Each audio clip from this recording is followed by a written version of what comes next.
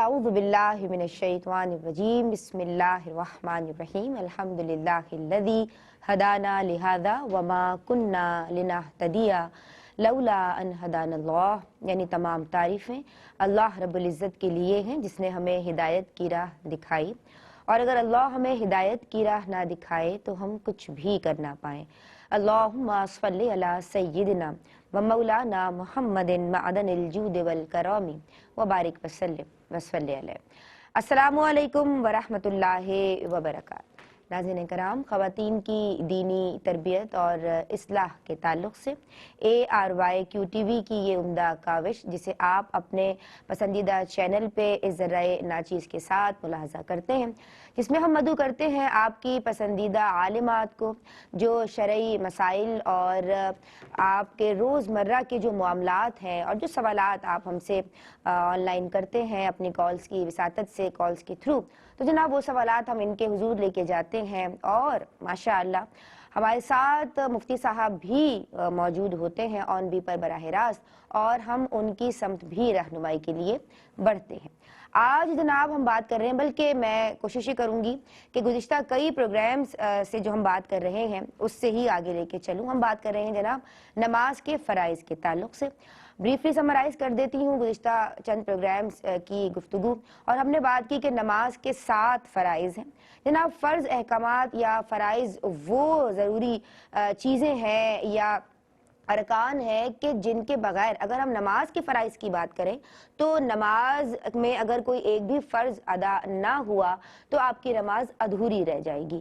تو جناب ہم نے بات کی کہ جو 7 فرائض ہیں وہ کون سے ہیں، تو ہم نے کہا کہ نماز کا جو پہلا فرض ہے وہ تکبیر تحریمہ، پھر بات کی قیام کے تعلق سے، پھر بات کی قرات کے تعلق سے، اور آج جناب ہم بات کریں گے جو چوتھا رکن یا چوتھا فرض ہے دوران نماز، یعنی رکوع، اور اس کے بعد ہم بات کریں گے سجدوں کے تعلق سے جو 2 سجدے نماز میں کیے جاتے ہیں، پھر ہم بات کریں گے جناب قاعدہ اخیرہ، اور اس کے بعد خروج بسنعہ ہمارا عنوان ہوگا۔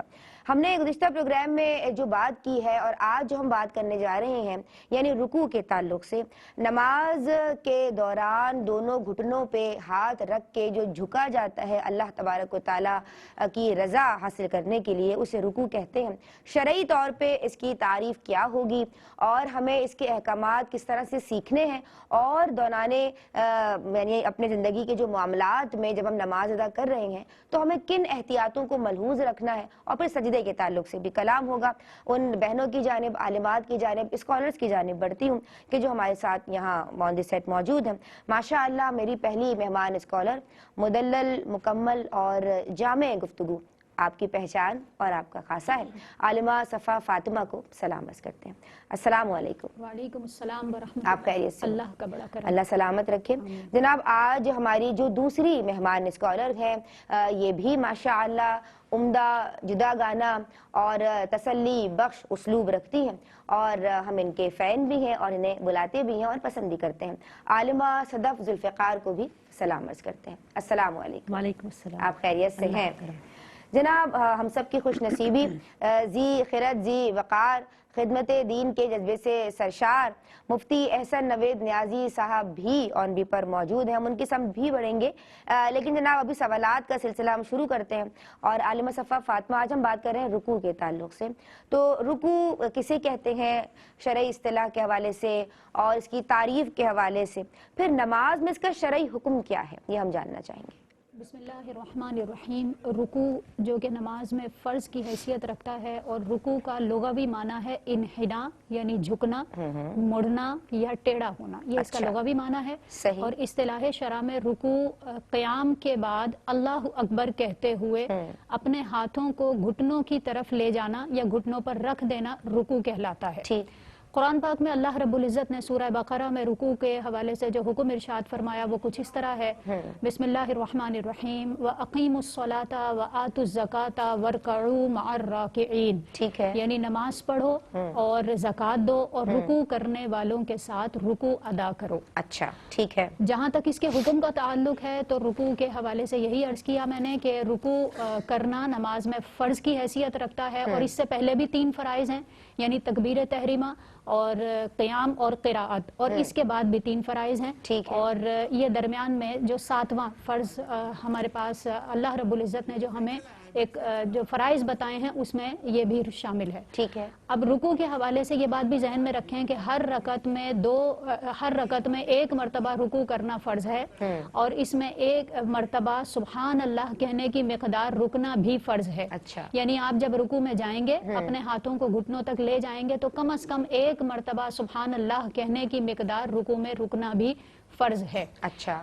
پھر اس کے ساتھ یہ کہ تمام ارکان کو چونکہ اطمینان کے ساتھ ادا کرنا واجب ہوتا ہے، اسی طرح رکوع میں بھی آپ اطمینان کے ساتھ رکیں، اور بہت جلدی بعض اوقات ہم نماز ادا کر رہے ہوتے ہیں لیکن فرائض کو اس طرح ادا کرنا کہ صحیح طور پر وہ رکن ادا ہی نہ ہو، تو اس سے تعدیل ارکان ادا نہیں ہوتا۔ یعنی ہم پر یہ لازم ہے کہ ہم اطمینان کے ساتھ فرائض کو ادا کریں، جس کو تعدیل ارکان کہا جاتا ہے۔ صحیح۔ رکوع کی حیثیت یہ ہے کہ اس میں بھی تعدیل ارکان واجب ہے۔ ٹھیک ہے۔ پھر اگر سنت کی بات کریں تو اتنی مقدار رکوع میں رکنا کہ 3 مرتبہ سبحان ربی العظیم آپ کہیں، یہ سنت کی کم سے کم مقدار ہے، اور پھر اس کے بعد مزید اس میں اضافہ بھی کیا جا سکتا ہے۔ بہرحال یہ بات ذہن میں رکھنی چاہیے کہ چونکہ رکوع دیگر فرائض کی طرح فرض ہی ہے، لہٰذا اس کو صحیح طور پر اور اطمینان کے ساتھ ادا کیا جائے۔ ٹھیک ہے۔ تیزی سے بہنیں، گھر کی دیگر ٹینشنیں بھی تو ہم نے لی ہوئی ہوتی ہے نا اپنے سروں پہ، تو تیزی سے رکوع کرنا، جلدی سجدے کرنا، اس تعلق سے میں چاہوں گی کہ آپ بھی گفتگو فرما دیجئے، اور رکوع کا طریقہ صحیح کیا ہونا چاہیے، رکوع میں کیا کیا احتیاطیں ملحوظ رکھنا ضروری ہے؟ اعوذ باللہ من الشیطان الرجیم، بسم اللہ الرحمن الرحیم۔ جیسے کہ بھی ارشاد فرمایا ہے کہ قرآن پاک کی آیت ہے وَارْكَعُوا مَعَ الرَّاكِعِينَ، کہ رکوع کرنے والوں کے ساتھ رکوع کرو۔ تو رکوع کا جو حکم ارشاد فرمایا گیا وہ اللہ، اس کے لغوی معنی ہوتا ہے جھکنا، تو اس کے جو حکم مطلق بیان فرمایا گیا، لہٰذا جس ایسا آپ نے تھوڑا سا جھکنا ہے کہ جھکنے کا اطلاق جیسے کر سکیں، بالکل اسٹریٹ کھڑے نہ ہو تو وہ رکوع ہو جاتا ہے۔ خواتین کے لیے اس کی مقدار ہے کہ آپ اپنے ہاتھ جب پھیلائیں تو وہ آپ کے گھٹنوں تک ٹچ کریں، یہ رکوع ادا ہو جائے گا۔ اس کے علاوہ اس میں اطمینان ضروری ہے، جیسا کہ ابھی ارشاد فرمایا کہ تعدیل ارکان ضروری ہے نماز میں۔ حدیث مبارکہ ہے، نبی کریم صلی اللہ علیہ وسلم نے ایک صحابی کو نماز ادا کرتے ہوئے دیکھا، وہ بہت جلدی رکوع سجود کر رہے تھے، تو حضور علیہ الصلوۃ والسلام نے ان کی نماز پوری ہونے کے بعد انہیں دوبارہ نماز پڑھنے کا کہا، کیونکہ انہوں نے سجدہ سہو نہیں کیا تھا۔ اچھا۔ لہٰذا اگر تعدیل ارکان کی جائے، یعنی تیز نماز ادا کی جائے، تو اس پر یہ حکم دیا جاتا ہے کہ سجدہ تعدیل ارکان سے آپ کی مراد ہے تیزی سے؟ بہت تیزی سے، جیسے یعنی کہ جو کم سے کم مقدار ہے، جیسے 1 مرتبہ سبحان اللہ کی مقدار رکنا فرض ہے، اگر اتنا بھی نہ رکے اور فوراً ہی کر دیں تو یہ اس میں آئے گا، یہ تعدیل ارکان میں ہوگا، اور پھر اس پر سجدہ سہو لازم ہوتا ہے۔ آگے ایک یہاں پہ گزارش کرنا چاہوں گی کہ خواتین کو نا، یہ عرف میں ویسے دیکھا گیا ہے، کچھ ایسی خواتین ہوتی ہیں کہ وہ اٹھتے بیٹھتے تسبیحات، بس جب سٹارٹ کرتی نماز تو بس وہ پھر کنٹینیوسلی تسبیحات پڑھتے رہتے ہیں، جو بھی نماز میں ہمیں آیتیں وغیرہ پڑھنی ہوتی ہیں وہ کنٹینیوسلی پڑھتے رہتے ہیں۔ اب چاہے مقام ہو نہ ہو، پڑھنا ہو جائے کہ اٹھ رہے ہوں لیکن سبحان اللہ پڑھ رہے ہوں گے، سجدہ کر رہے ہوں تو سجدے کی تسبیح دوران سجدہ پہ، یعنی کہ جس وقت ہم سجدے میں جا رہے ہوں اس وقت ہی تسبیح سٹارٹ کر دی جاتی ہے۔ اچھا۔ تو اس بات کا خیال رکھیں کہ جب رکوع میں جائیں اس کے بعد تسبیح پڑھیں، ٹھیک ہے۔ اور پھر جب رکوع سے اٹھیں تو پھر دوسری تسبیح آئے گی۔ اچھا۔ سجدے میں جائیں تو پھر سجدے کی تسبیح یعنی ہوگی، جو رکن ادا ہو رہا ہے اس کی جو خاص تسبیح ہے وہی پڑھی اسی جائے، وقت پڑھی جائے گی، اسی وقت پڑھی جائے، اس سے پہلے یا اس کے بعد میں نہیں۔ ٹھیک ہے۔ یہ رکوع کی احتیاطیں یہ بیان کی گئی ہیں، تو ان کا خیال رکھنا چاہیے۔ جی جناب، ہماری خوش نصیبی ہے کہ آن بی پر براہ راست مفتی احسن نوید نیازی صاحب موجود ہیں۔ صفحہ رکوع کے حوالے سے جو بہنیں ایک غلطی کر دیتی ہیں، غلطیاں ہو جاتی ہیں، انفیکٹ تیزی کے ساتھ رکوع کرنا، یا پھر دوران نماز جو اذکار کیے جاتے ہیں، جو تسبیحات پڑھی جاتی ہیں، ان کے مقامات کا خیال نہیں رکھنا، تو کیا ٹپ دیں گی کہ کس طرح سے یاد رکھا جائے کہ کون سی تسبیح کہاں پڑھنی ہے اور اپنے رکن کے دوران ہی پڑھنی ہے؟ جی دیکھیں، سب سے پہلے تو یہ کہ توجہ ہماری نماز کی طرف ہو، تبھی ہم صحیح طور پر نماز کو ادا کر سکیں گے۔ جیسا کہ ابھی بیان کیا گیا کہ جب آپ اللہ اکبر، چونکہ ہم نے جب رکوع میں جانا ہے تو اس وقت اللہ اکبر کہتے ہوئے جھکنا ہے، اچھا، اور پھر اس کے بعد جب ہم اپنے ہاتھوں کو گھٹنوں پر رکھ دیں گے، اور اس کے بعد ہم سبحان ربی العظیم या सुभान रब्बियल करीम कहेंगे। ठीक। तो ये तस्बीह 1 मरतबा या 3 मरतबा जो भी मिकदार यानी कम से कम सुन्नत मिकदार 3 मरतबा बयान की गई है, तो वो तीनों मरतबा आपकी रुकू में ही अदा हो। और जाहिर है कि जब तवज्जो नमाज की तरफ होगी तो फिर हम इन चीज़ों का ख्याल भी रखेंगे, और फिर जब मुकम्मल तौर पर तीसरी मरतबा सुभान रब्बियल अज़ीम आप रुकू की हालत में झुके हुए होने की हालत में अदा कर दें, उसके बाद आप उठते हुए फिर समी अल्लाहु लिमन हमीदहू कहेंगे और फिर रब्बना वलकल हम्द सीधे खड़े होने की हालत में कहेंगे। ठीक, यानी खड़े होते वक्त जो हमें पढ़ना है वो हमें पता होना चाहिए। अच्छा, इसकी वजह कहीं ये तो नहीं है कि गफलत और बेतवज्जुही हमारा बेतवज्जुही भी होती है, और ये भी कि किस मकाम पर क्या चीज पढ़नी है इस बात का इल्म भी नहीं होता। बस ये पता है नमाज में ये सब कुछ पढ़ना है, लेकिन किस मकाम पर अदा करना है ये बाज़ औक़ात मालूम भी नहीं होता। वो जैसे टेप रिकॉर्डर ऑन हो गया, उसके बाद जो रटा हुआ है वो सब पढ़ना है। इन्फॉर्मेशन भी जरूरी है कि किस मकाम पर क्या चीज पढ़नी है, और तवज्जो भी जरूरी है। इंशाअल्लाह फिर जरूर नमाज में इंशाअल्लाह तवज्जो होगी तो फिर सही तौर पर अदा। कुछ फरमा रही है, मुस्कुरा रही है मेरी बहन। नहीं, हमें गफलत का मुजाहरा नहीं करना है। अच्छा, जब हम ये तस्बीहात सीख रहे होते हैं तो उस वक्त जो बाजियां सिखा रही होती हैं तो उनको भी चाहिए कि भाई आप उससे सुने और फिर बार बार सुने, वो एक जरा रिवीजन होता रहता है तो उससे भी बड़ा फर्क पड़ता है। देखिए, हम लोग नमाज को जो सीखने का होता है बचपन में, जैसे जब कुरान पाक पढ़ाया जा रहा होता है या जो मदरसे में जाते हैं उस वक्त जो हमें सूरतें याद करा दी जाती हैं, जैसा नमाज याद करा दी जाती है, बस उसी को हम हरफ आखिर समझते हैं। उसके बाद हम तवज्जो इस पर नहीं, बस ये है कि हमें आती है, बस हम कंटिन्यूसली उसी के ऊपर पढ़ते रहते हैं। जबकि ऐसा नहीं है कि बचपन में अगर आपने सूरतें याद कर ली, इसका मतलब ये नहीं कि बाद में आप कोई और सूरत उसमें ऐड नहीं कर सकते। जब नमाज फ़र्ज़ हुई है, उसके तमाम इबादत के जो भी इबादत फ़र्ज़ होती है उसके तमाम फ़राइज़ और वाजिबात का उस वक्त इल्म सीखना भी फ़र्ज़ होता है जब वो फ़र्ज़ होती है। लिहाजा नमाज जब फ़र्ज़ हो तो उस वक्त अपनी नमाज के ऊपर ज़रा नज़रसानी करनी चाहिए, और जो इसके फ़राइज़ और वाजिबात हैं, जो जो चीज़ें इसके लिए ज़रूरी हैं, उनका इल्म सीखना ज़रूरी है और उसे सीखना चाहिए ताकि हम प्रॉपर वे में नमाज अदा कर सकें। बहुत सारे लोग नमाजें अपनी सारी ज़िंदगी अदा कर रहे होते हैं, लेकिन उसमें ऐसी मिस्टेक कर रहे होते हैं कि उनकी नमाज के लिए यानी कि वो उसमें कोई ना कोई कमी हो रही होती है। इसलिए प्रोफेशनली कोई भी काम कर रहे हैं तो हम बड़ा ध्यान रखते हैं कि भाई हमारा जो हमारा काम जो है वो अच्छे से प्रेजेंट होना चाहिए, और तमाम मामलात पे हम निगाह रखते हैं क्योंकि उसके एवज हमें कोई इन रिटर्न सैलरी वगैरह मिलनी होती है। लेकिन जन्नत पाने के लिए हम अपनी इबादत पे तवज्जो क्यों नहीं देते, तो ख़वातीन क्यों पीछे रह जाती हैं? आप क्या समझती हैं?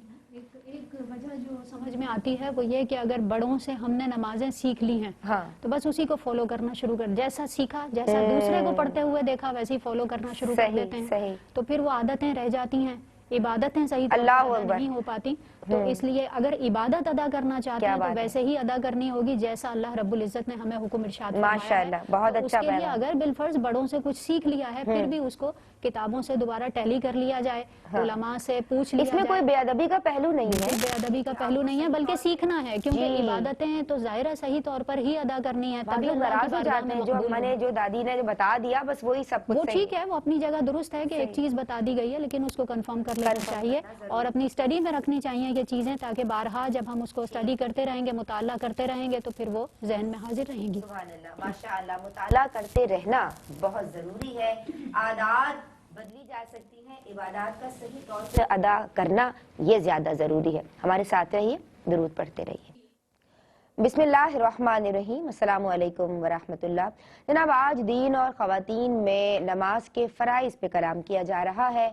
नमाज के बुनियादी तौर पे 7 फ़राइज़ हैं, जिनमें से जो दरमियानी फ़र्ज़ है, दरमियानी रुकन है, यानी चौथा रुकन रुकू के ताल्लुक से आज हम कलाम कर रहे हैं। मुफ्ती साहब की सम बढ़ते हैं। मुफ्ती साहब, मेरी बहनों ने, आलिमात ने नमाज में जो रुकू का शरई हुक्म है वो हमें समझाया है, और रुकू का तरीक़ा क्या होना चाहिए। मैं चाहती हूँ कि एहतियातों के ताल्लुक से और इस तरीक़े के ताल्लुक से आप हम सब की रहनुमाई फरमाएं। बिस्मिल्लाहिर्रहमानिर्रहीम, सल्लल्लाहु अला हबीबी मुहम्मद व अला आलिहि व सहाबिहि व बारक वसल्लम। रुकू नमाज के अंदर हर रकत में रुकू करना एक मरतबा ये फ़र्ज़ है, और रुकू की इतनी अहमियत है, रुकू की भी और सजदे की भी। इन दोनों की अहमियत ऐसी है कि सैयदना अब्दुल्ला बिन उमर रज़ी अल्लाह तआला अन्हु से मरवी है, एक नौजवान को उन्होंने नमाज पढ़ते देखा कि वो तवील नमाज पढ़ रहा है। अच्छा। तो आपने इरशाद फरमाया कि अगर मैं इसे पहचानता तो मैं इसको ये मशवरा देता कि ये रुकू और सुजूद कसरत से करे, क्योंकि मैंने हुजूर नबी करीम अलैहिस्सलातु व तस्लीम को ये फरमाते हुए सुना کہ جب آدمی نماز پڑھتا ہے تو اس کے گناہ اس کے پاس لائے جاتے ہیں، یعنی اس کے سر پہ یا کندھوں پہ رکھ دیے جاتے ہیں، اور جب وہ رکوع اور سجود کرتا ہے تو وہ گناہ گر جاتے ہیں، یعنی وہ گناہوں سے پاک کر دیا جاتا ہے۔ سبحان اللہ، یعنی سبحان اللہ۔ رکوع کی کثرت، سجدے کی کثرت، یعنی رکعتوں کی کثرت جو ہے یہ بندے کے لیے کفارہ سیئات ہے۔ تو سبحان رکوع اور سجدہ دونوں ایسی عظیم اہمیت کے حامل ہیں۔ ٹھیک ہے۔ تو رکوع جس طرح ہر فرض کے اندر جو ہے، پہلے بھی ہم بار بار یہ کہتے رہتے ہیں کہ جو عبادت کا پروٹوکول رکھا گیا ہے شریعت کی طرف سے اسے ملحوظ رکھنا ضروری ہے، تو اسی طرح رکوع کے اندر بھی جو احتیاطیں شریعت کی طرف سے بیان کی گئی ہیں ان احتیاطوں کو ملحوظ رکھنا ضروری ہے۔ اچھا، اس میں تھوڑا سا یہ مرد اور عورت کا فرق ہے۔ مرد کے لیے جو رکوع کی احتیاط ہے وہ اور طرح کی ہے، خاتون کے لیے اور طرح کی ہے۔ مرد کے لیے تو یہ ہے کہ اس کی پیٹھ بالکل سیدھی ہو، سر نہ اوپر ہو نہ نیچے ہو، اور گھٹنے جو ہے ان کو اس نے گھٹنوں کو پکڑنا ہے اور ہاتھ کھلے ہوئے رکھنے ہیں اس نے۔ اچھا، مرد کے لیے یہ خوب کھلے، اور جو اس کے پاؤں ہیں وہ بھی بالکل سیدھے قبلہ رو ہوں اور کھلے ہوئے ہوں، جبکہ خاتون کے لیے یہ ہے کہ ایسی حیت اختیار کرے کہ جس میں پردے کی رعایت زیادہ ہو، یعنی وہ گھٹنوں کو پکڑنے کی بجائے گھٹنوں پہ صرف ہاتھ رکھ لے، اور انگلیاں کھلی ہوئی نہ رکھے، انگلیاں اس کی بند ہونی چاہیے۔ اسی طرح پاؤں کے حوالے سے بھی فقہاء نے یہ فرمایا کہ پاؤں بھی اس طرح بالکل سیدھے اس کے اس طرح نہیں ہونے چاہیے، تھوڑا سا یعنی اس میں اس طرح کا بل ہو کہ جس سے پردے کی رعایت ہو۔ تو خاتون کے لیے رکوع کے اندر جتنا پردے کی رعایت ہو اتنا اچھا ہے۔ اور حد رکوع کیا ہے؟ حد رکوع یہ ہے کہ اتنا جھکنا کہ ہاتھ بڑھائیں تو گھٹنوں تک پہنچ جائیں، کم از کم اتنا جھکنا ضروری ہے۔ یعنی اگر اس سے کم کوئی جھکتا ہے، مرد ہو یا عورت ہو، تو اس صورت میں فرض ادا نہیں ہوتا۔ اگر کوئی کم از کم اتنا جھک گیا کہ اس کے ہاتھ جو ہے گھٹنوں تک پہنچ گئے، اتنا جھک جاتا ہے، اور ایک تسبیح کی مقدار، 3 تسبیح کی مقدار اگر اتنا جھکتا ہے، رکوع تو اس سے ہو جائے گا، لیکن اس کے لیے پھر آگے سنت وہی ہے جیسے کہ میں نے بیان کیا کہ مرد کے لیے ہے کہ وہ خوب پیٹھ بالکل سیدھی کرے اور خوب جھک جائے، اور خاتون بھی جھکے، لیکن خاتون کے جھکنے میں پردے کی رعایت کو ملحوظ رکھنا ضروری ہے۔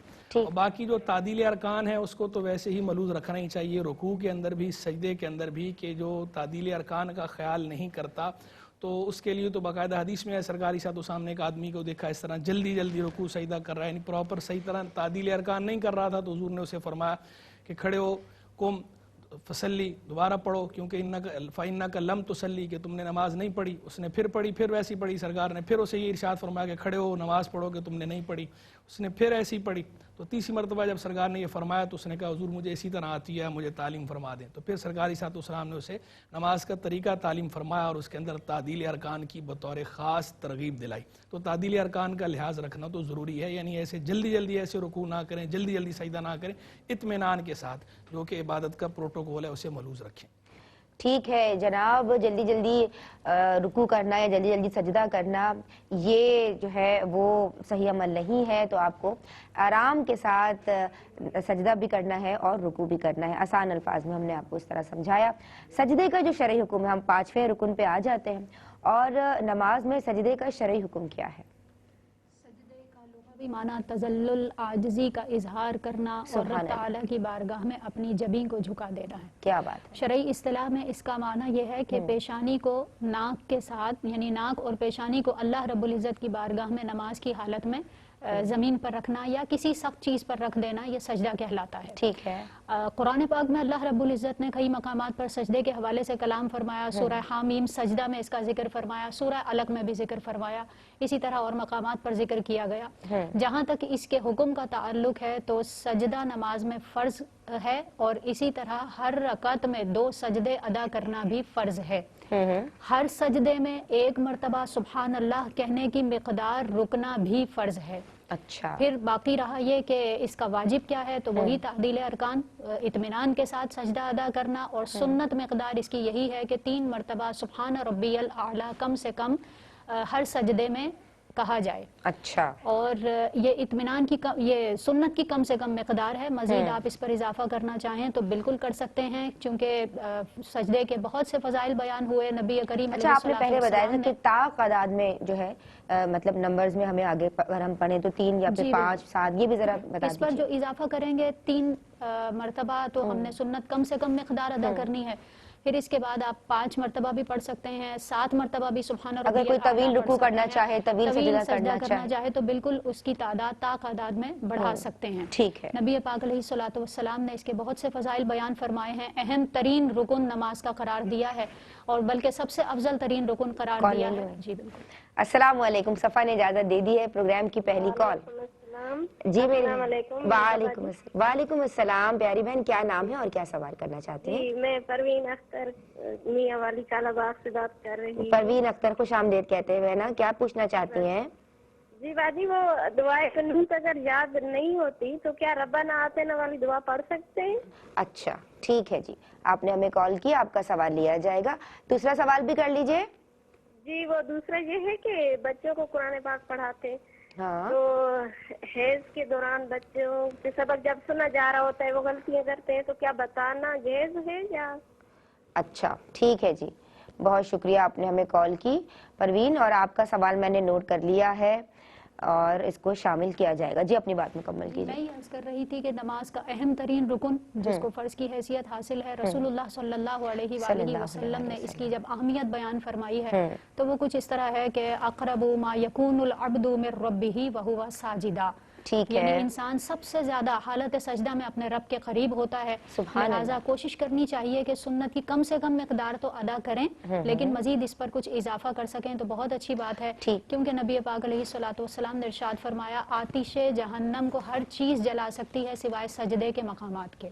پھر اسی طرح حضرت ربیعہ بن اسلمی رضی اللہ تعالی عنہ نے جب جنت میں سرکار علیہ الصلوۃ والسلام کی معیت کا سوال کیا تو آقا علیہ الصلوۃ والسلام نے فرمایا کثرت سے سجدے کرو۔ تو طویل سجدے کرنا اور کثرت سے پھر سجدوں کا اہتمام تو اس طرح ہوگا کہ نمازوں کی کثرت ہو۔ پھر دوسرا طریقہ یہ ہے کہ طویل سجدے کیے جائیں اور کم سے کم مقدار کو تو کم از کم ضرور ادا کیا جائے اور صحیح طریقے سے سجدے میں ادا کیا جائے۔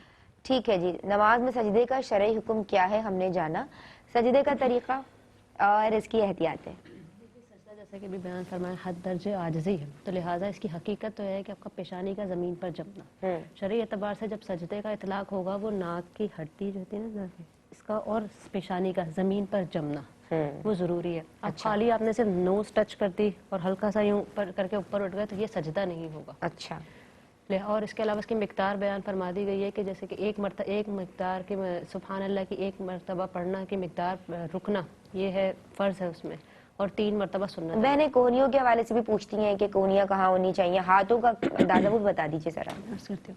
دیکھیے سجدے کا طریقہ مردوں کا اور عورتوں کا تھوڑا مختلف ہے، جیسا کہ ابھی مفتی صاحب نے بیان فرمایا ہے کہ خواتین کے نماز کے طریقے میں پردے کی احتیاط کو زیادہ ملحوظ خاطر رکھا گیا ہے، ان کے نماز پڑھنے کی جگہ کے اندر بھی پردے کا اہتمام زیادہ ہے۔ آپ سے بھی ایک کال کی اجازت ہے۔ السلام علیکم۔ السلام علیکم۔ السلام علیکم۔ جی وعلیکم السلام ورحمۃ اللہ۔ جی بہن کیا نام ہے اور کیا سوال کرنا چاہتی ہیں؟ نورین ہوں لاہور سے۔ نورین، خوش آمدید کہتے ہیں بہن، کیا پوچھنا چاہتی ہیں؟ جی میں سب سے پہلے تو یہ پوچھنا چاہ رہی ہوں کہ جب ہم نماز وتر پڑھتے ہیں تو اس میں جو آپ صلی اللہ علیہ وسلم نے دعائے قنوت پڑھی ہوئی ہے جو صحیح بخاری میں دی ہوئی ہے، ہم لوگ وہ کیوں نہیں پڑھتے؟ اور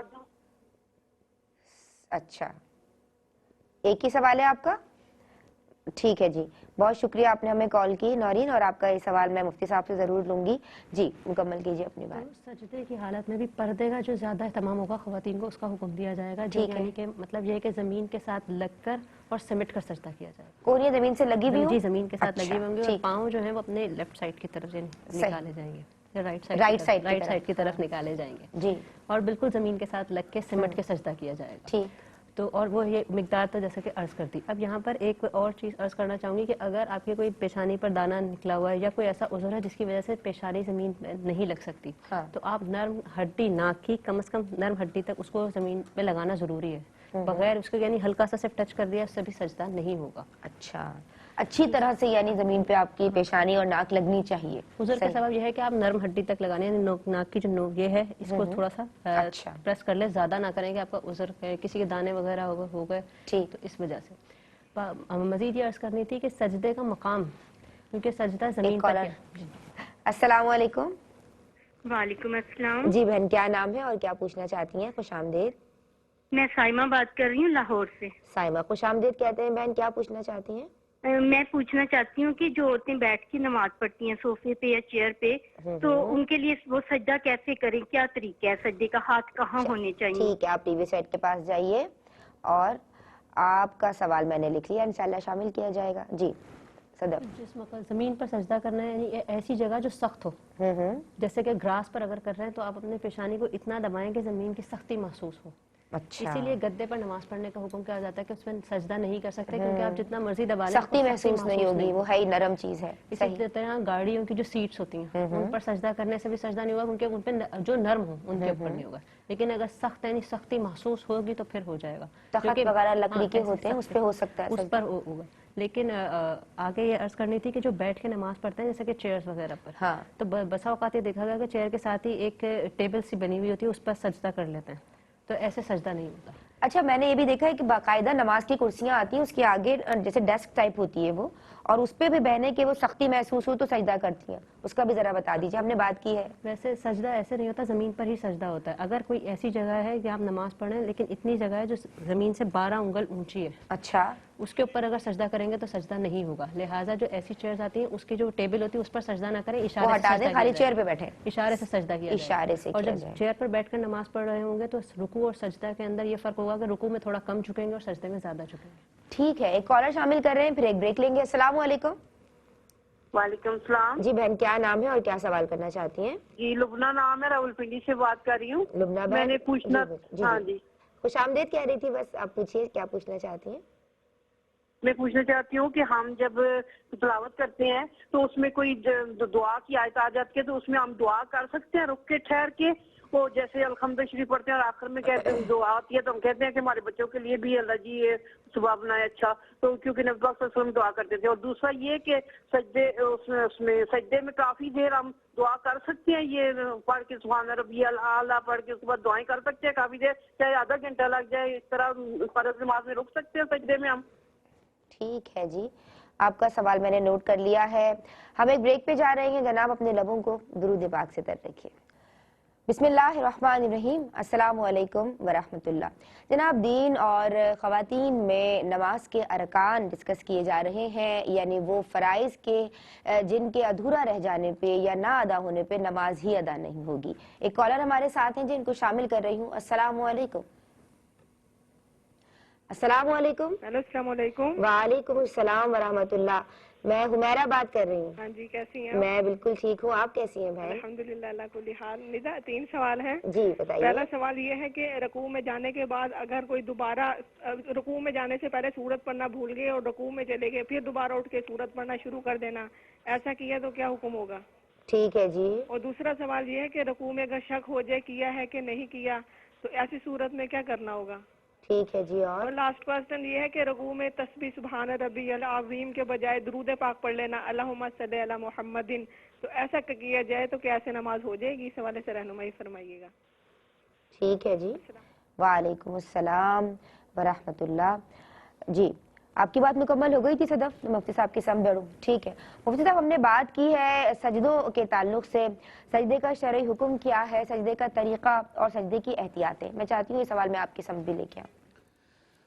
دیکھیں سجدہ بھی بہت عظمت والا عمل ہے، اور جیسا کہ پہلے بھی میں نے جو ہے وہ حدیث مبارک بیان کی جس کے اندر رکوع اور سجدہ دونوں کے بارے میں بات فرمائی گئی تھی. اور کئی احادیث ایسی ہیں کہ جن میں صرف سجدے کا ذکر ہے کہ جب بندہ نماز پڑھتا ہے تو گناہ اس کے لا کے کندھے پہ رکھے جاتے ہیں یا سر پہ رکھے جاتے ہیں، اور جب سجدہ کرتا ہے تو وہ گر جاتے ہیں. بعض روایات میں یعنی رکوع اور سجدہ دونوں کا ذکر ہے، بعض میں صرف سجدے کا ذکر ہے. اور باقاعدہ صحیح مسلم میں تو حدیث مبارک میں حضور جان عالم علیہ الصلوۃ نے یہاں تک فرمایا کہ بندے کو سب سے زیادہ قرب اللہ کا سجدے کی حالت میں حاصل ہوتا ہے. سبحان اللہ. لہذا کثرت سے دعا کرو. سبحان اللہ. یعنی سجدے کی حالت میں کثرت سے دعا مانگنے کی ترغیب بھی دلائی گئی، کیونکہ سجدہ جو ہے انسان کو اللہ نے اشرف المخلوقات بنایا ہے، اور اشرف المخلوقات انسان کے اعضاء میں سب سے اشرف جو ہے، اشرف الاعضاء جسے کہتے ہیں، وہ انسان کا چہرہ ہے. اس اشرف الاعداء کو، اشرف المخلوقات اللہ کے حضور تذلل، تواضع، انکسار کا مظاہرہ کرتے ہوئے زمین پہ رکھ دیتی. سبحان اللہ. چونکہ یہ عبادت کی اصل یہ ہے، تذلل ہے، اقصی غایت التذلل عبادت کی جو اصل ہے، خضوع کا مظاہرہ کرنا، تواضع انکسار کا مظاہرہ کرنا. تو یہ سب سے زیادہ تواضع انکسار، یہ اس کی انتہا ہے کہ اس سے اوپر متصور نہیں کہ آدمی کسی کے آگے، اور اس سے بڑھ کر کوئی تذلل نہیں ہے کہ آدمی نے اپنا چہرہ، اپنا ماتھا وہ زمین پہ رکھ دیا سامنے. تو بندہ چونکہ اللہ کے حضور بالکل تواضع اور انکسار کی آخری سٹیج کو ظاہر کرتا ہے. تو جب یہ آخری سٹیج کو بندہ ظاہر کرتا ہے تو اللہ تبارک و تعالیٰ کی رحمت اس کی طرف بہت زیادہ متوجہ ہوتی ہے. تو اس لیے سجدہ جو ہے وہ اللہ کی رحمت کو جلب کرنے والا، اللہ کی رحمت کو ایبزارب کرنے والا ہے، جذب کرنے والا ہے. جلب اور جذب جو ہے دونوں، یعنی جلب بھی کرتا ہے اور جذب بھی کرتا ہے. تو سجدے میں بندے کا تعلق اللہ کے ساتھ مضبوط ہوتا ہے. تو اس لیے جو ہے وہ سجدہ، ویسے بھی خیر نوافل کی کثرت کرنی چاہیے، اور سجدہ تو سبحان اللہ، اور سجدے میں دعا بھی مانگنی چاہیے. یہ فرض کی بات نہیں ہو رہی، ہم نوافل کی بات کر رہے ہیں.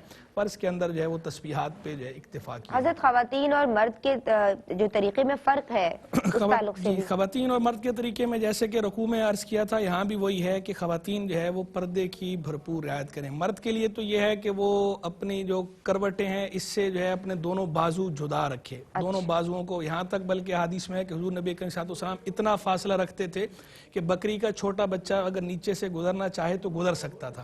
سرکار اتنا فاصلہ ایسے رکھتے تھے درمیان میں. تو یعنی مرد کے لیے یہ ہے کہ مرد جو ہے وہ کروٹوں سے جدا رکھے اس کو، بازوؤں کو دونوں، اور اٹھا کے رکھے، زمین پہ لٹا کے نہ رکھے. اور دونوں پاؤں بھی جو ہے بالکل صحیح انداز میں دونوں پاؤں میں کم از کم ایک پاؤں کی انگلی کا پیٹ زمین پہ لگنا یہ فرض ہے. 10 کا لگنا سنت ہے، 1 کا لگنا فرض ہے. اور 3 کے بارے میں، ویسے بقیہ کے بارے میں فقہا کے مابین اختلاف ہے، لیکن مفتوی قول یہ ہے کہ اکثر انگلیوں کا پیٹ زمین پہ لگنا واجب ہے. ٹھیک ہے. فرض اور سنت میں اتفاق ہے، واجب کے حوالے سے اختلاف ہے، لیکن بہرحال اصل جو طریقہ کار ہے وہ یہی ہے کہ پیٹ زمین پہ لگنا چاہیے سجدے میں. سجدے میں انگلیاں، اس لیے وہ لوگ کہ جو سجدے میں پاؤں دونوں بالکل اوپر اٹھا دیتے ہیں تو بالکل اوپر نہیں اٹھانے چاہیے. لیکن بہنیں، جی بہنوں کے لیے ایسا نہیں ہے. بہنیں بھی، لیکن وہ بھی اوپر اٹھانا ان کے لیے منع ہے کہ جب اوپر اٹھانا تو ویسے ہی پردے کے خلاف ہے. ان کے لیے تو پردے کی رعایت کی وجہ سے وہ احکام سجدے میں دیے جا رہے ہیں کہ جو مرد کی اس سے جدا ہیں. تو یہ جو سجدے میں پاؤں کو بالکل اوپر اٹھا دینا زمین سے، یہ تو پردے کی رعایت کے سراسر خلاف ہے. تو وہ اوپر ان کو اٹھانے کا نہیں ہے. باقی بائیں طرف جو ہے وہ پاؤں نکال دیں اس کے بعد جب بیٹھیں تو. اور ہاتھ جو ہے وہ دونوں ہاتھ جو ہے دونوں رانوں کے اوپر رکھے جائیں گے. اس میں مرد اور عورت جو ہے وہ جیسے ہیں دونوں اس طرح رکھیں. اچھا ٹھیک ہے حضرت. جناب آپ کی کالز بھی شامل کر رہے ہیں اور ہماری بہنیں بھی ہمارے ساتھ ہیں. آپ کیا سمجھتی ہیں صفا، بہنیں یوزلی سجدے میں کیا غلطی کرتی ہیں؟ کا طریقہ صحیح طور پر پتہ ہونا چاہیے. رائٹ سائڈ پر آپ دونوں پاؤں نکالیں گے. رکوع میں آپ جب سجدے کی طرف جائیں گے تو اللہ اکبر کہتے ہوئے آپ جھکیں گی، اور اس کے بعد آپ رائٹ سائڈ پر پاؤں نکال کر، اور اس کے بعد پراپر طریقے سے پہلے آپ گھٹنوں کو زمین پر رکھیں گی، اس کے بعد ہاتھوں کو زمین پر رکھیں گی، اس کے بعد آپ ناک کو زمین پر رکھیں گی، اور اس کے بعد پیشانی کو زمین پر رکھیں گی. جب ہاتھ رکھیں گی تو ساتھ ہی آپ کی کوہنیاں بھی زمین پر آ جانی چاہیے، کیونکہ سمٹ کر سجدہ کرنے کا حکم ہے. اور اس میں غلطی یہی ہوتی ہے کہ تسبیحات کا، جیسا کہ مثال کے طور پر اللہ اکبر کہہ کر اور اس کے بعد تسبیحات ابھی سجدے میں گئے نہیں ہیں، ابھی سے شروع ہو جاتی ہیں، پھر اس کے بعد اٹھے نہیں ہیں لیکن وہ سبحان ربی الاعلیٰ اٹھتے ہوئے ادا کر رہی ہوتی ہیں. یہ مسٹیکس ہیں. بیٹھنے کے طریقے میں بعض اوقات غلطی ہوتی ہے. تو سمٹ کر اس لیے حکم ہے کہ بہت سارے احکام ایسے ہیں کہ خواتین اس میں حضور علیہ الصلوۃ والسلام کو نہیں بلکہ صحابیات کو فالو کرتی ہیں. صحابیات کا طریقہ یہی رہا کہ سمٹ کر سجدہ کیا جائے. ٹھیک ہے. مفتی صاحب پروین بہن نے پوچھا دعائے قنوت نہیں آتی، ربنا آتنا فی الدنیا پڑھ لیں. پڑھ سکتے ہیں دعائے قنوت. یہ جن الفاظ کے ساتھ ہے، اس دعائے قنوت کا پڑھنا سنت ہے. اس کی جگہ اور کوئی بھی معصور دعا پڑھی جا سکتی ہے. بہتر تو یہ کہ پڑھی جائے، لیکن اگر یہ یاد نہ ہو تو کوئی بھی معصور دعا، تو ربنا آتنا فی الدنیا بھی معصور دعا ہے، اس کو بھی پڑھا جا سکتا ہے. ٹھیک ہے جناب. بہنیں بچوں کو اگر قرآن شریف پڑھا رہی ہیں اور مخصوص ایام ہے تو غلطی بتانے کے لیے کیا کریں؟ وہ پھر غلطی بتانے کے لیے ایک کلمہ دہرا سکتی ہیں. آیت نہ پڑھیں ایک کلمہ جو ہے وہ توڑ کے ایک کلمہ بتایا جا سکتا ہے. اور ہاتھ رکھ کے نہیں بتا سکتے. ہاتھ رکھنا جو ہے منع ہے, انگلی یا قلم, اپنا انگلی کہہ رہا ہوں سوری, قلم کے اشارے سے یا سٹک جو ہے, سٹک یا قلم جو ہے اس کو رکھا جا سکتا ہے. نورین بہن نے پوچھا ہے کہ نماز وتر میں صحیح بخاری میں جو دعائے قنوت درج ہے وہ کیوں نہیں پڑھی جاتی؟ بات دراصل یہ ہے کہ حضور جان عالم صلی اللہ تعالی علیہ وآلہ وسلم سے قنوت مختلف احادیث میں مختلف الفاظ کے ساتھ مروی ہے. تو یہ جو دعائے قنوت ہمارے ہاں پڑھ, تو اس لیے اگر کوئی ان روایات میں سے کسی بھی روایت کے مطابق قنوت کی دعا پڑھ لیتا ہے وہ پڑھ سکتا ہے. باقی یہ جو ہمارے ہاں رائج ہے عام طور پر جو دعائے قنوت پڑھی جاتی ہے, یہ دعائے قنوت بھی مستند حدیث کی کتابوں سے ثابت ہے. مصنف عبد الرزاق میں موجود ہے, مصنف ابن ابی شیبہ میں موجود ہے, امام بہقی کی سنن الکبریٰ میں موجود ہے, امام ابو داؤد کی کتاب المراسیل کے اندر موجود ہے, امام بہقی کی الدعوات الکبیر میں موجود ہے, امام المتقی کنز العمال میں موجود ہے. یعنی متعدد کتب حدیث میں موجود ہے. حضرت آپ تو پوری لغت ہے ماشاءاللہ. اور اس دعا کو پڑھنے کی جو وجہ ترجیح ہے وہ ایک وجہ ترجیح یہ ہے کہ چونکہ یہ جس روایت کے اندر یہ دعا آئی ہے وہاں باقاعدہ بیان کیا گیا کہ سیدنا جبریل امین علیہ نبینا علیہ السلام نے سرکار علیہ السلام کو یہ الفاظ سکھائے تھے دعائے قنوت کے, تو اس لیے اس کو ترجیح دیتے ہیں. باقی اگر کوئی دوسری بھی پڑھتا ہے صحیح بخاری والے بھی پڑھے, سبحان اللہ, کوئی حرج نہیں. کوئی حرج نہیں ہے. صاحبہ بہن نے پوچھا ہے, جو عورتیں, میری بہن نے صدف ذوالفقار نے اس کا جواب دیا تھا, جو عورتیں بیٹھ کے نماز پڑھتی ہیں ان کے لیے سجدے کا کیا طریقہ ہونا چاہیے؟ میرے خیال میں انہوں نے بیٹھنے کی بجائے کرسی یا صوفے کا کہا. اچھا ٹھیک. تو پہلے بھی ہم کئی دفعہ جو اس کی وضاحت کر چکے کہ بیٹھ کے نماز پڑھنا اور ہے اور کرسی یا صوفے پہ نماز پڑھنا اور ہے. کرسی یا صوفے پہ جو نماز پڑھنا ہے یہ ہمارے ہاں مؤمن کے حکم میں, اشارے سے نماز پڑھنے والے کے حکم میں. تو جو اشارے سے نماز پڑھنے والا ہے یہ صرف اشارہ کرے گا سجدے کا, اور رکوع کے مقابلے میں زیادہ اشارہ کیا جائے گا. اور جو بیٹھ کے پڑھ رہا ہے وہ بھی کلیئر کر دیجیے. جو بیٹھ کے پڑھ رہا ہے وہ تو سجدہ ہی کرے گا نا, باقاعدہ سجدہ ہی کرے گا. وہ زمین پہ سجدے پہ قادر ہے تو وہ باقاعدہ سجدہ کرے گا جس طرح سجدہ کیا جاتا ہے. باقی یہ ہے کہ جو بیٹھ کے نماز پڑھ رہا ہے تو اس کے جو سجدے کی جگہ ہے وہ 12 انگل اونچی نہیں ہونی چاہیے قدموں کے مقابلے میں. اچھا ٹھیک ہے. لبنہ بہن نے پوچھا ہے کہ تلاوت کے دوران کوئی آیت ایسی آ گئی کہ جو دعا ہے تو وہ رک کے اس پہ پھر دعا کریں, آدھا گھنٹہ اگر بچوں کے لیے دعا کر رہی ہیں تو ایسا کر سکتے ہیں؟ آدھا گھنٹہ کریں, پورا گھنٹہ کریں, سوا گھنٹہ کریں, اللہ سے دعا مانگنے میں کوئی حرج نہیں. بس یہ دوران تلاوت, بالکل دوران تلاوت بھی کر سکتی ہیں, لیکن اس میں بس یہ لحاظ ضروری ہے کہ کوئی شرعی خرابی نہ ہو. یعنی جو آپ کے ذمے دیگر کوئی ذمہ داری ہے اس وقت, اس ذمہ داری میں کوئی کوتاہی اس کی بنا پر نہ ہو رہی ہو. چاہے اس ذمہ داری کا تعلق جو ہے امور خانہ داری کے ساتھ ہو, چاہے اس ذمہ داری کا تعلق عبادت کے ساتھ. یعنی ایسا نہیں کہ نماز کے اندر ہی اب آپ نے اتنا لمبا جو ہے وہ کرنا شروع کر دیا, لیکن ویسے عام حالات میں اگر آپ تلاوت اچھا سجدے میں دعا کر سکتی ہیں کافی دیر تک؟ سجدے کے اندر بھی دعا کی جا سکتی ہے, اس میں کوئی حرج نہیں ہے. باقی یہ ہے کہ فرض میں احتیاط کرنی چاہیے, فرض میں تسبیحات پہ اکتفا کیا جائے, باقی فرض کو چھوڑ کر سنن نوافل میں آپ کر سکتے ہیں, کوئی حرج نہیں ہے. رکوع میں چلے گئے, سورت بھول گئے تھے, دوبارہ پڑھ سکتے ہیں سورت؟ واپس نہیں لوٹنا چاہیے, چونکہ جو ہے وہ سورت ملانا واجب تھا اور رکوع کرنا جو ہے وہ فرض ہے. فرض سے واجب کی طرف نہیں لوٹا جاتا بلکہ آگے نکل جائیں اور آخر میں سجدہ صاف کر لیں. اچھا, سجدوں میں شک ہو جائے تو کیا کریں کہ کتنے سجدے ادا کیے؟ غالب گمان اس پر عمل کیا, غالب گمان پہ جائیں. اور اگر جو ہے وہ غالب گمان نہیں ہے تو پھر کم سمجھ کے جو ہے وہ ایک سمجھ کے دوسرا. رکوع میں تسبیح کی جگہ درود پاک پڑھنا, رکوع میں تسبیح کی جگہ تسبیح ہی پڑھنی چاہیے, کیونکہ جو عبادت میں ہمیں تعلیم کیا گیا اسی پہ اکتفا کرنا چاہیے. اپنی عقل جو ہے وہ اس طرح استعمال نہیں کرنی چاہیے. شکر گزار ہیں حضرت. آپ کے ایک جملے میں کیا پیغام دیں گی صدف ذوالفقار؟ یہ رکوع اور سجود کی بہت زیادہ اہمیت ظاہر ہے احادیث مبارکہ سے بھی اور قرآن پاک سے بھی, لہٰذا ہمیں چاہیے کہ ہم زیادہ سے زیادہ کثرت کریں, نماز کی فرائض کو پابندی سے ادا کریں اور ہو سکے تو نوافل کی طرف بھی رجوع کیا جائے. ماشاءاللہ, بہت شکر گزار ہیں آپ دونوں بہنوں کے عالمات کے. ناظرین آپ لوگوں کا بہت شکریہ کہ آپ لوگ ہمیں کالز کرتے ہیں. زندگی نے وفا کی تو انشاءاللہ اگلے پروگرام میں نماز کے فرائض کے حوالے سے مزید کلام ہوگا. السلام علیکم ورحمۃ اللہ.